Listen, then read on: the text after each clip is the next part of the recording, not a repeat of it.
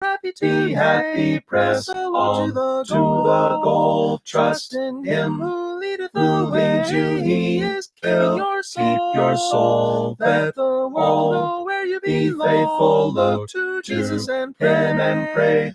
Lift your voice and praise Him in song. Sing and be happy today.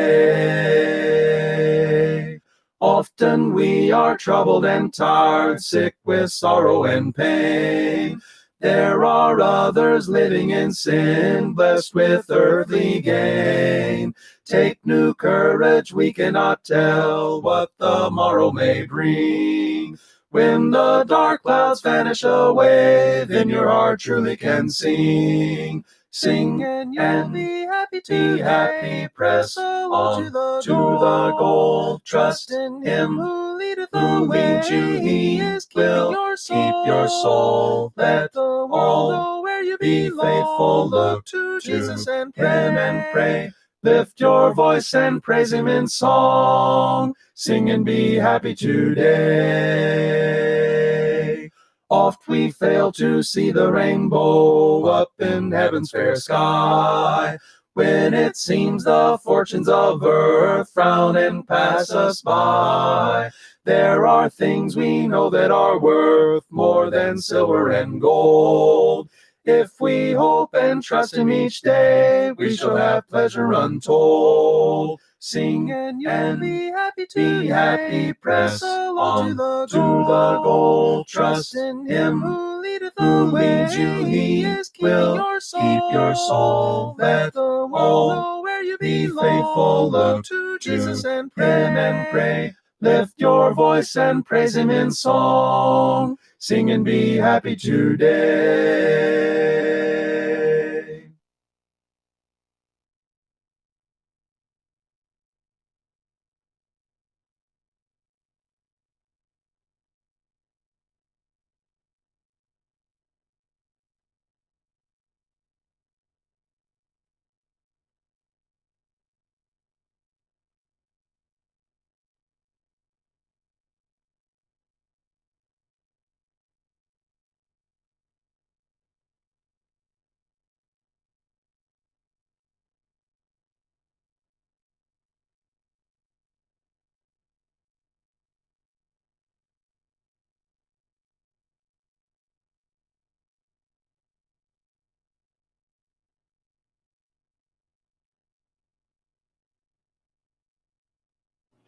You'd think I had it figured out, but when I was in East Tennessee, a little church over there, you get in a routine, and the song leader always says, "Well, let us stand and sing." And for some reason, he hesitated, but I was built into that routine, so I went on, stood up, and I was the only one standing up, and he seized the moment, didn't say anything. He just let me stand there until everybody started giggling. And then I realized he hadn't made it official by saying, "Let us stand and sing." So I got to, Miss Frank, is it okay if I tell this story on you? Miss Frankie was telling me on the way here that Sunday afternoon, now this is a good nap. Sunday afternoon, after she ate lunch, she sat in her recliner and she fell asleep. And when she woke up, it was it was getting light outside. And so she thought, well, I've sat here and slept the whole afternoon, the whole night. She got up and started cooking her breakfast. And who was it that called you? Her cousin called and said he had just got home from church and she wanted to know where he had been at church during the night. And what it was is she had slept and it was dusk and she mistook that for the sun coming up rather than the sun going down. And I told her for the first several years when I started preaching, I'd take a nap on Sunday afternoon and I'd wake up in an absolute panic, thinking that I'd slept through Sunday night service. So sometimes Sunday naps will take their toll on you. Uh, Great news from Brian. His mother has really been distraught that she's been up at Caverna and she she got to move back here, and that's a great, great news for her and him and her husband and it's the whole family. So that's wonderful, wonderful news. Any other announcements we need to? We're in First Kings chapter 19. 1 Kings chapter 19. Any other announcements?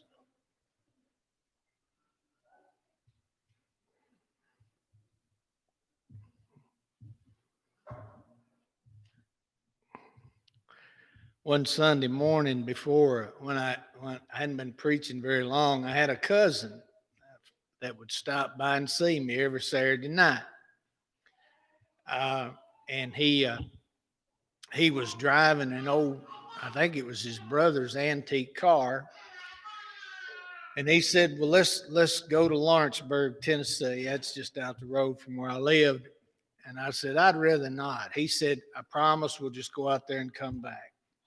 And we went out there, and he decided to take the back roads home. And I said, please don't do that. Please let's just go on home. I'm always anxious on Saturday night. I said, let's don't. Oh, it'll be all right. Well, we had a flat. And some of you got to be of a certain age to remember the jacks that were as dangerous as anything that you could possibly use. That's all he had on that old car, and we got it jacked up. And he took the flat tire off. He did have a spare, but it fell off the jack. So we spent a couple of hours trying to figure out how to get it back up in the air. It was out in the middle of nowhere. Anyway, the next Sunday morning, I don't remember what time I got in, but anyway, somebody happened to call not long before church services, and I was still asleep. And that's not the way I like to do my Sunday morning. So anyway, I got up and in just an absolute rush, and I was mad at him for keeping me out and messing up my routine. And unfortunately, my anger came out in my sermon, and I apologized to somebody as is going out the door, and I said, I'm mad, and I'm afraid it came out this morning. And they said, well, your cousin ought to keep you out every night. You did good today. But anyway, that's got nothing to do with this lesson. 1 Kings 19, we're talking about Elijah, one of the great prophets in all of Scripture. Plays a central role in Judaism today. Every Passover, they set an extra plate for Elijah in anticipation for him coming and then the Messiah coming. You have the prophecy of Malachi. Elijah would come before the Messiah. And Jesus said, talking to his disciples, Elijah has come, and it was in the person of John the Baptist, who was representative of Elijah. But anyway, it's interesting that somebody that plays such a central role in Scripture didn't write a book. And we don't have that much of what he has to say, but he just stands as a major figure in the Old Testament and figures into the New Testament as well. Well, he's a powerful individual. He stands up to King Ahab, and we just went over that marvelous section where he challenges the prophets of Baal to call on their God, and he calls on God. And of course, God answers by fire. And it looks like he has taken Israel back for God. But then what happens? Jezebel threatens him with death. And so here's this man who appears as bold as a lion and who has just won a tremendous victory for God. And he just wilts down like a cut flower. Why? Doesn't that kind of puzzle you a little bit? It does me. Uh, and I'll tell you my thinking behind it, and I don't know whether it's accurate or not. Well, I know it's accurate in some situations, but it may not be accurate here. When you put forth a lot of spiritual energy, your spiritual reserves are running low, and you can really crash. It's just like doing great physical exercise.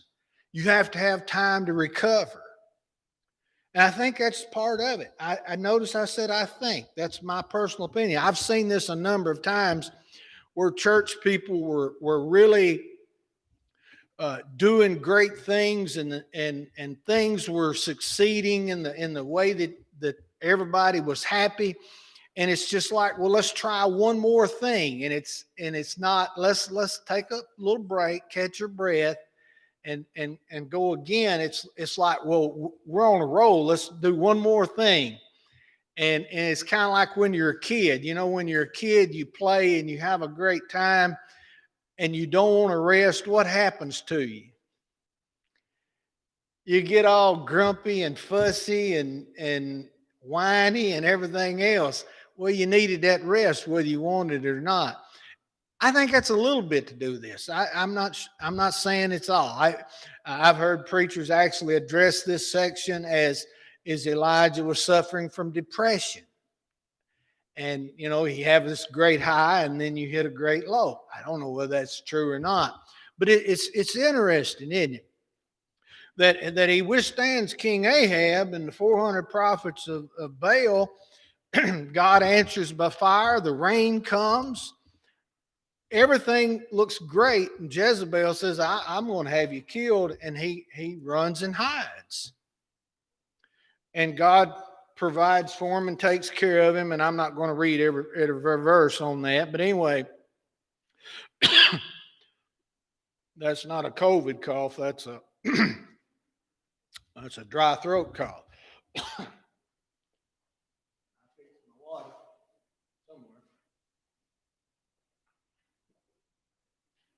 So anyway, then there's this great section. I don't know why it's so memorable, but for most people, they remember this. You know, Elijah's in this cave, and God says, "What are you doing here?" And he says, "Look, I've been zealous for the Lord." Actually, says jealous for the Lord. Everybody else is forsaken you, and I alone am left. Well, that's not true. And he knew that because we've already read about the prophet that says that he hit out 100 prophets, right? So he should know, but that doesn't mean when you feel all alone, folks, facts don't really change that feeling. And that's what he felt.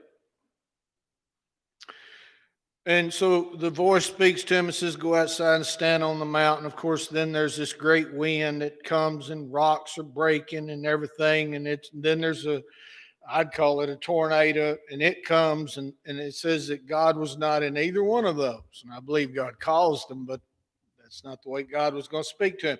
Now, how did God speak to him? A small, still voice. Now, God would have been in the right if he had spoken to him severely. Sorry. If he'd have spoken to him severely and loudly and says, what are you doing here? Why are you at this point? But he doesn't. He speaks to him in this small, still voice. And once again, Elijah goes over this thing. I've been jealous for you, and I alone am left, and all of this stuff. And God says, I've got work for you to do. Now, he's had a period of rest. I've got work for you to do. And this is interesting to me and for a number of reasons. And the Lord said to him, go return on your way to the wilderness of Damascus, and when you arrive, you shall anoint Hazael to be king over Syria. So God's not interested just in Israel and Judah. He's working in Syria as well. And it's interesting that his prophet is going to this foreign country and anointing a new king. Don't know why I'm doing all this. Anyway, and Jehu the son of Nimshi you shall anoint to be king over Israel, and Elisha the son of Shaphat you're going to anoint to take your place as a prophet. And then he says some other things. So anyway, so he departed from there, verse 19, he departed from there and found Elisha the son of Shaphat, who was plowing with 12 yoke of oxen in front of him, and he was with the 12th. Elijah passed by him and cast his cloak upon him. He left the ox and ran after Elijah, says, let me kiss my father and my mother, and then I will follow you. And he said to him, go back again, for what have I done to you? By the way, that phrase, what have I done to you? What does that mean?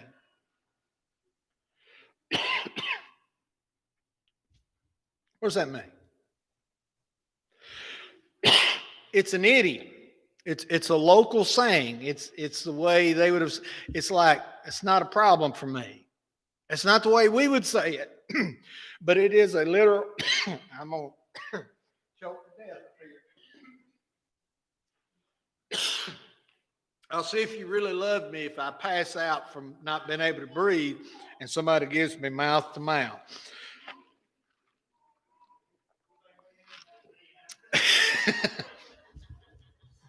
We'll see if Leanne really loves me, if she'll give me mouth to mouth. A friend of mine, Sonny Owens, I think he had a mild heart attack. They never did really figure out what it was. But he passed out in the pulpit. I told y'all this, I think. He passed out in the pulpit. And he said his heart, a nurse was there and said his heart had stopped. Anyway, Sonny finally came to. And the next time he got in the pulpit, he said, I'm troubled by one thing. And he called on this old redneck boy that goes to church with him. He says, when I came to, there was this fella saying, can I give him mouth to mouth? That's not what he was saying, but that's what Sonny did to him. But anyway, get back on this. So it's just an idiom. There are a number of idioms or colloquialisms in the Bible. I don't know what's going on. Anyway, I put my mask on. It may have had dust in it. I don't know. He returned from following him and took the yoke of oxen and sacrificed them and boiled their flesh with the yokes of oxen, gave it to the people, and they ate. Then he arose and went after Elijah and assisted him. Yeah, I want a cough drop.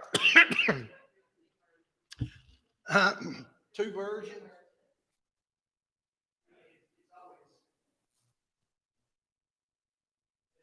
Yes, please talk.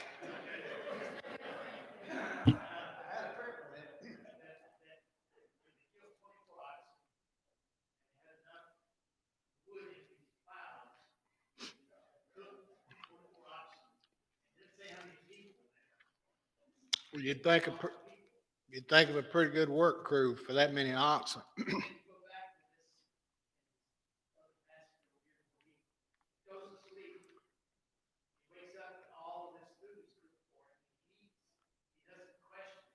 Yeah.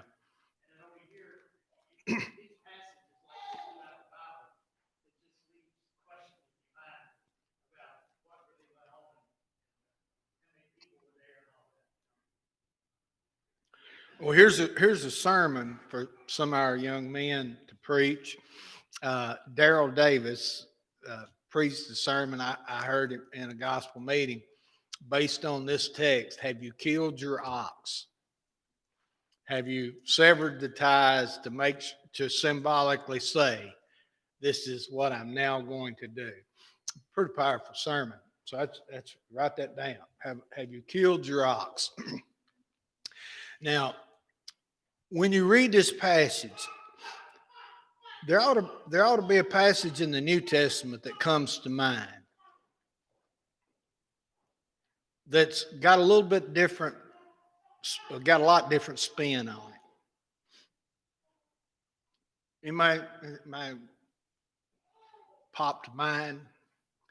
What about the guy that says to Jesus, I'll follow you, but let me first go and bid my father and mother goodbye? What's the difference here? Oh, he says, let me go bury my father and mother. Do what?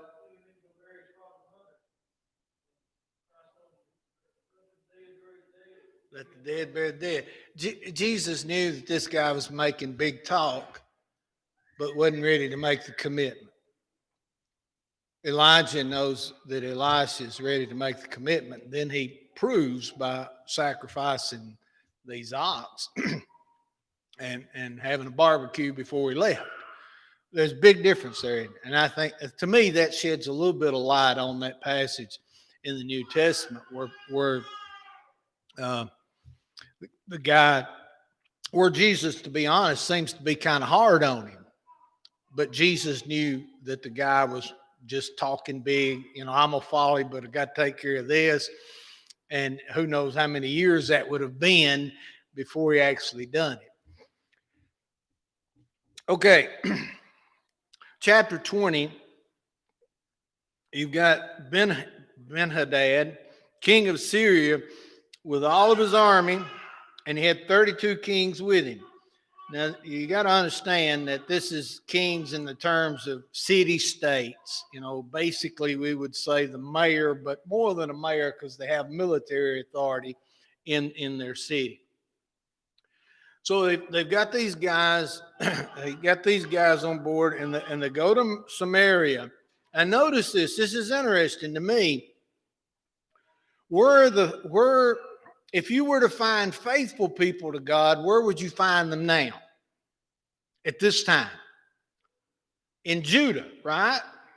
But of all of this activity, pretty much is in Israel. Why? Because God is still trying to get these people back on track. They are his people. But because of different circumstances, they're drifting. But all of this work is to try to call people back. You would have thought they'd have got back on board with God after this great showdown, and they see who God really is. They see that Baal is nothing. You've got the great prophet Elijah. Then you're going to have Elisha preaching in Israel, and it doesn't seem to do any good. And sometimes the only thing preaching accomplishes is that God gives his message. Does that make sense? Does that make sense, Pat? You don't know. The only time that the word of God is preached, the only thing it accomplishes is that it is preached. By that I mean there are times people preach and nobody responds, but God at least gives them that opportunity, right? How many converts did Jeremiah have? Jeremiah preached for over 40 years, and you can say that Baruch, and we don't know that Baruch wasn't on board the whole time. He preached and warned and begged and pleaded and cried and all of that. Judah was still destroyed because they wouldn't listen. Yeah.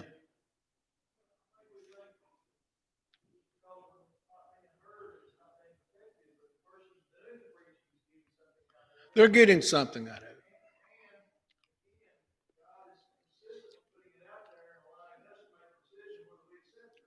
Yeah.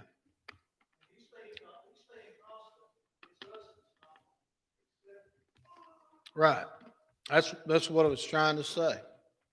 I love the old story about the old preacher that somebody said to him, Why do you keep preaching? Nobody's listening. He said, I'm preaching to save my own soul. You know, Elijah is doing great things, and it's being basically ineffective as far as people changing their lives. In particular, Ahab, which we'll see in just a minute.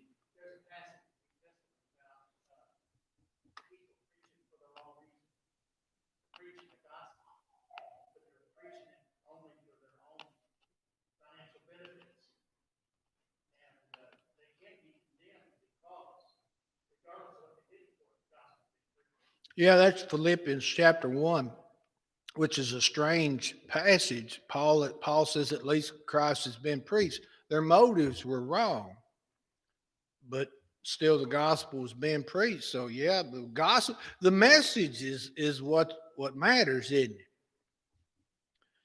it? The cough drop really helped. Thank you, Liam. Thank you, Miss Frankie.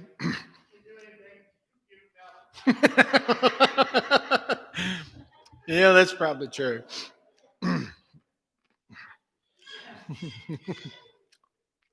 Probably true.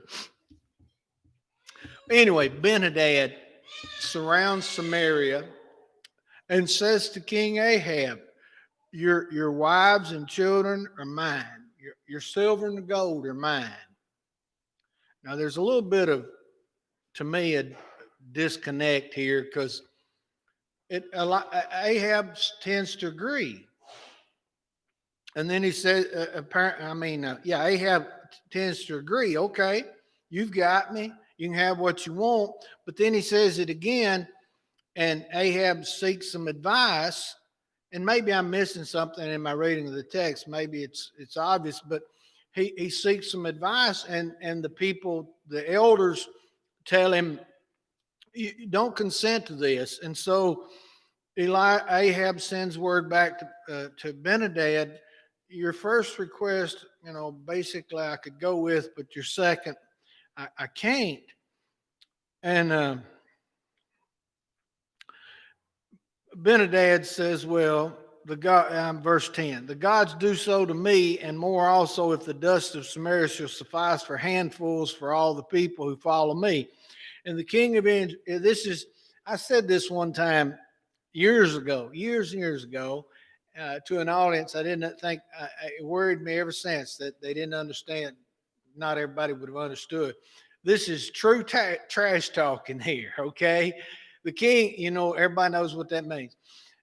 The king of Assyria is all proud of himself, and Ahab responds back, well, the one that is putting his armor on doesn't need to brag like the one who's taking it off. In other words, you're talking big like you're going to win, but let's see how things play out first, okay? If you're the victor at the end of the day, then you can brag, but bragging right now before we've ever battled is not the thing to do. So Ben-Hadad gets all fired up, and he gets everybody ready to go. But it seems like he delays a little bit because he's drinking and getting drunk. And verse 16, and anyway, between that, a prophet came near to Ahab. So it's not just Elijah. There's several prophets at work here. A prophet came near to Ahab, king of Israel, and says, thus says the Lord, have you seen all this great multitude? Behold, I'll give it into your hand this day, and you shall know that I am the Lord. And Ahab said, by whom? And he said, thus says the Lord, by the servants of the governors of the district. Then he said, who shall begin the battle? He answered, you. Then he mustered the servants of the governors of the district, and there were 232 of them. And after them, he mustered all the people of Israel, 7,000. He got a minuscule army. At this moment, Samaria's got a very large army, but the prophet says you're going to win this battle with the help of God. Now notice it, with the help of God. Again, Ahab's getting another lesson on, to me, it's saying, Ahab, you're a rotten individual, but God is still willing to help you. And he's willing to help Israel, and he does. And so they win the battle without going through all of that. And Verse 22, then the prophet came near to the king of Israel and said to him, come strengthen yourself and consider well what you have to do, for in the spring the king of Syria will come up against you. And in the meantime, the Syrians are back over there licking their wounds and making new plans. And they're saying, look, here, I mentioned this the other day. Their gods are gods of the hills, so they were stronger than we, but let us fight against them in the plain, and surely we'll. It's the idea of gods being territorial. That was in the pagan mindset. Okay, the God of Israel, he appeared to them on Mount Sinai. He's just the God of the mountains and the hills. We get him out here on the flat land. We'll get him.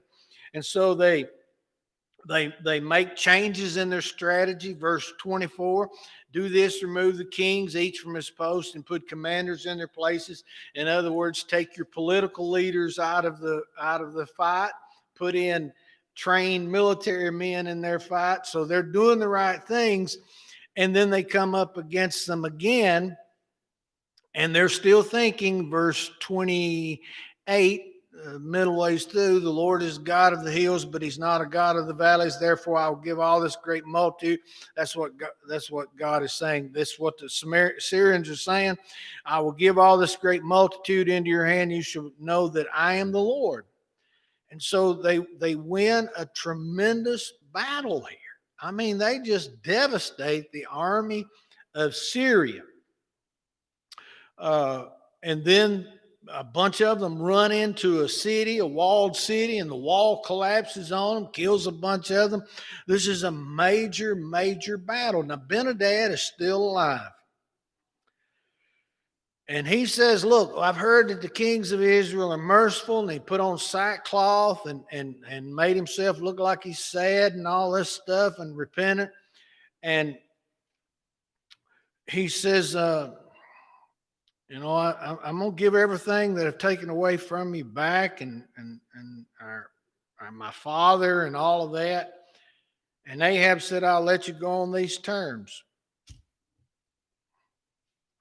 This is a guy that hadn't left you alone for years. You just wiped out most of his army, and now you're caving in to him and letting him go. That doesn't make sense. Now, verses 35 going down to the end of the chapter is another great text for a sermon. I love this text. One line in it in particular. Now there's a prophet, okay? They've let Ahab go. I say Ben-Hadad. I'll get the names correct in a minute. They've let Ben-Hadad go. So this prophet says to a man next to him, hit me. and he doesn't want to. I wouldn't want to either. And because he refused, the prophet says, when you go out, a lion's going to kill you. And that's what happens. Now, I don't know if there was a space in between that and the next guy. He says, hit me. But if I knew this was happening, a lion just killed the first guy, I'd pop him. And he did. So the prophet puts a bandage around his eye and goes out and sits on the side of the road. And Ahab comes back from releasing Ben-Hadad. These Ahads and Ben-Hadads getting confusing to me. But anyway, while I'm trying to say them, Ahab is coming back. And this prophet's in a disguise, got a bandage on his face, and he says to the king,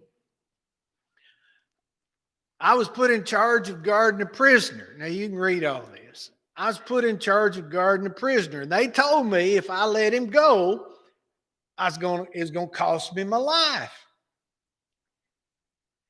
And he said, but I got busy here and there, and he escaped.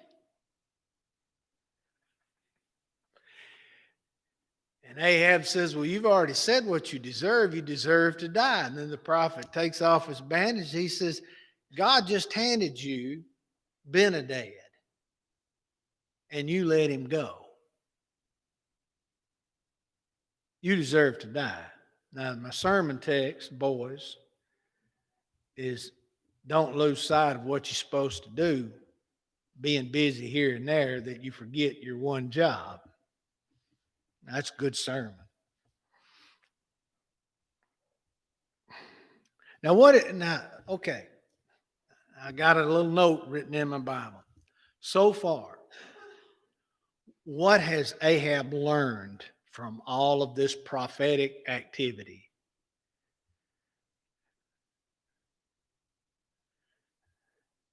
He should have learned a lot.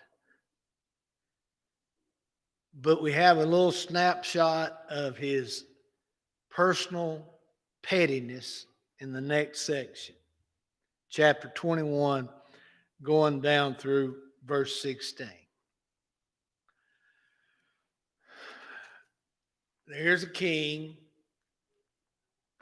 He sees a vineyard that's close to his property. He wants it. So he approaches Naboth and says, I want to buy it. I'll give you another one that's better. He won't sell it. He doesn't want to get rid of it. Why in particular?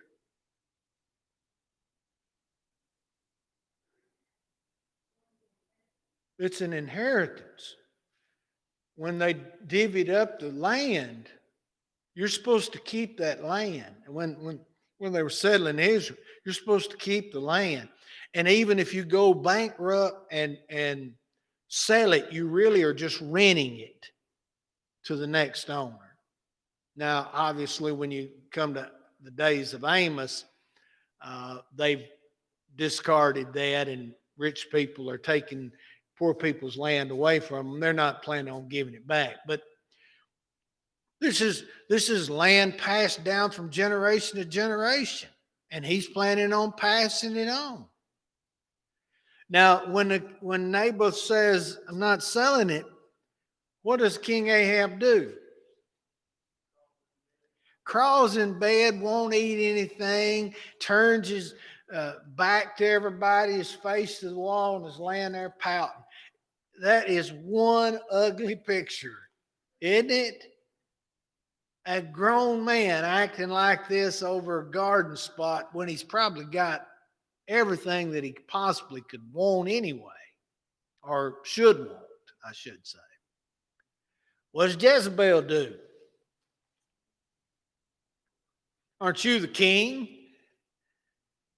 But then she acts like king.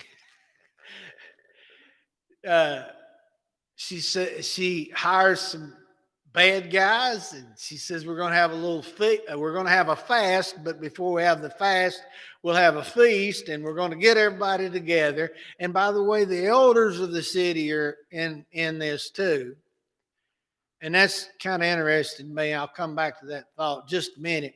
But they're gonna get everybody together. They're gonna put Naboth at the head of the table, and then these two guys are gonna say he cursed God and he cursed the king, and they take the guy out and stone him to death.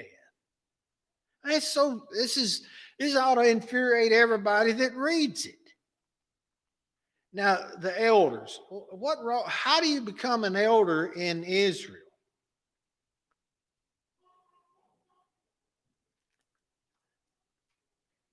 You're always reading about the elders of the city. What does that even mean?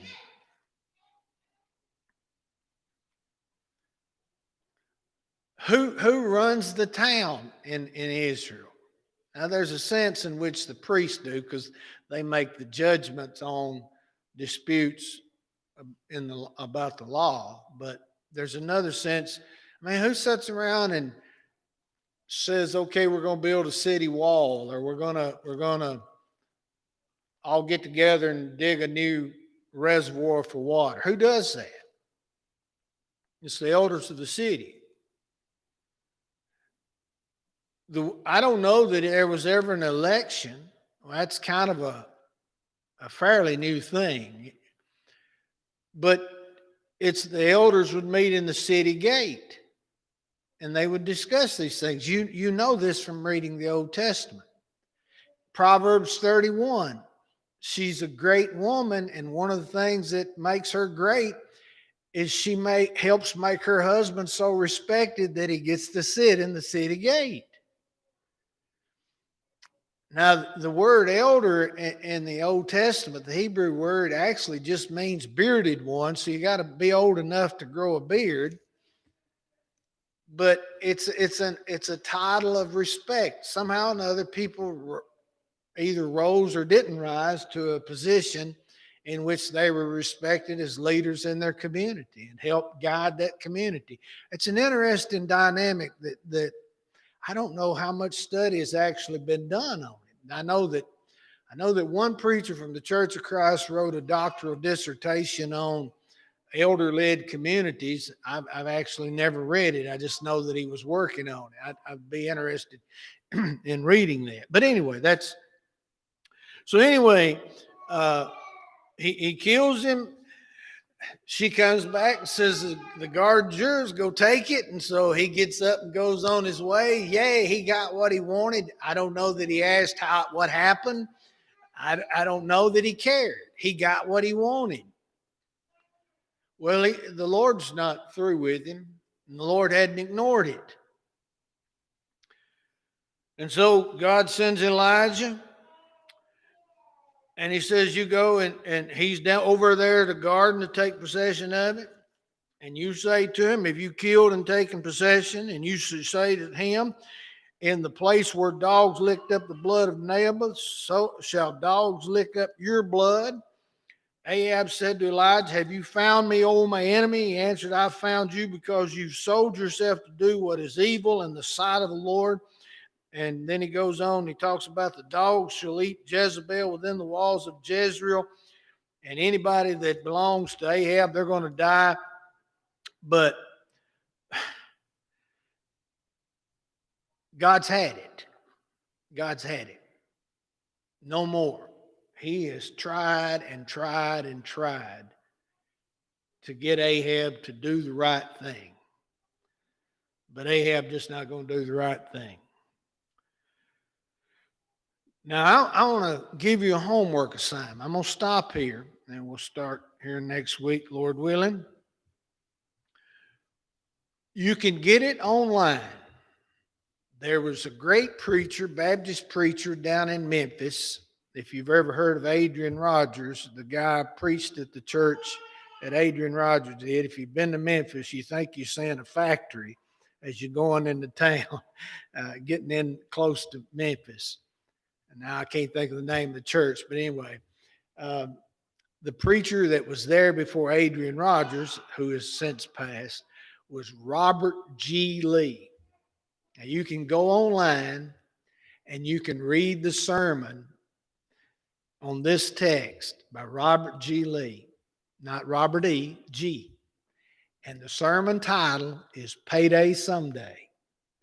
If you want to read a masterpiece of old-timey, colorful language, just a tremendous grasp for language itself, you ought to go online and read that. Now, it's not a short sermon, so you're not going to read it in just 10 minutes, but it's Payday Someday. I guarantee it's going to be a blessing. I promise, I think it's going to be a blessing to you. He preached it all over America. He preached it so much, and that sermon became so famous, they actually made a Broadway musical out of it. But it's a powerful thing. So read that. And read the text too. All right, we'll stop there. I suppose we'll have a song of invitation. You're not Ahab, but God's been talking to you and trying to keep you in the fold and trying to get you to do the right thing. And, you know, you may be somebody here that needs to make a public confession of sin, or maybe somebody that needs to put on Christ. And so if you need to respond, please do so as we stand and sing together.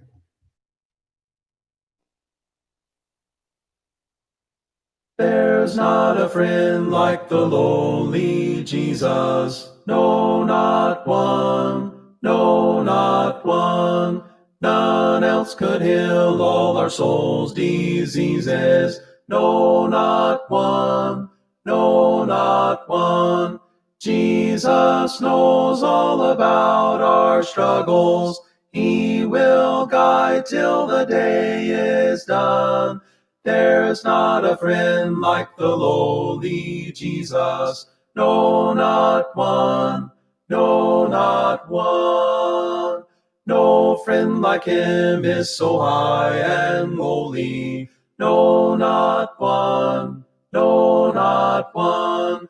And yet no friend is so meek and lowly. No, not one. No, not one. Jesus knows all about our struggles. He will guide till the day is done. There's not a friend like the lowly Jesus. No, not one. No, not one. There's not an hour that he is not near us. No, not one.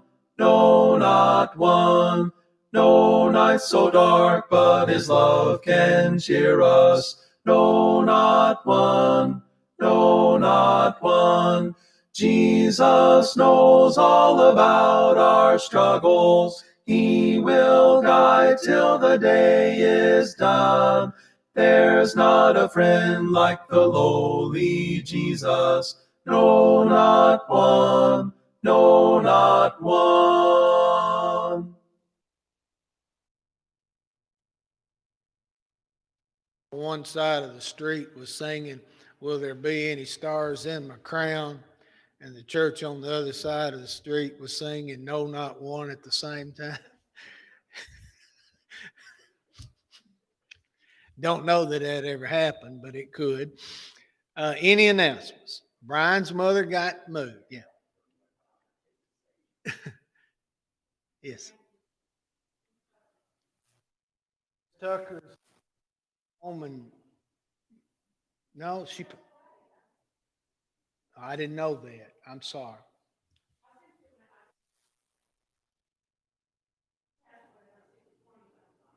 Oh, I did not. I'm sorry. Miss Tucker passed away. I did not know that. I didn't get by there today to see her. Uh, I would I would advise you, if you want me to get a message, you call my house phone. You called it? Well, I didn't check yet. I'm not used to it. But anyway, I, call the house phone. Call the house phone. We have, if we're in a good spot in our house, our new house, we have one bar. Okay, on our cell phone. I'm very sorry. I didn't.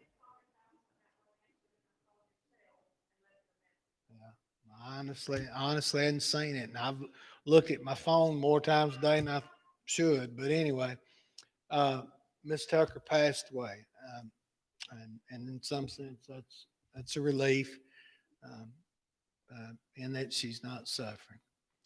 They hadn't contacted me either, I don't think. Okay, they have tried to contact me. I am way behind, folks. Way behind. All right, Miss Tucker passed away. Some of you remember her husband led singing "Hear Some" since she's been here, and it I think 5 or 6 years at least. Well, very sorry. Others, so you had something.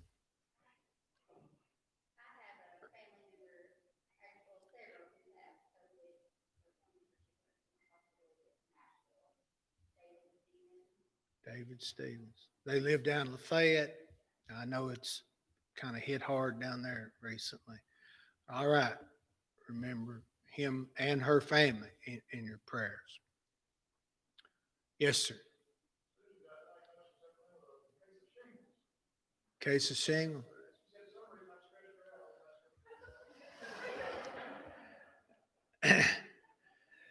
To be honest, we wouldn't have been surprised that she had shingles the whole time she's been married to you. But anyway, happy anniversary and congratulations. If I think they've made it sort of official, hadn't they? They've sort of made it your win official. Okay. Anybody else? Anything else? guess I got to start checking my phone a whole lot more, or closer, I should say. All right. Anything else? All right.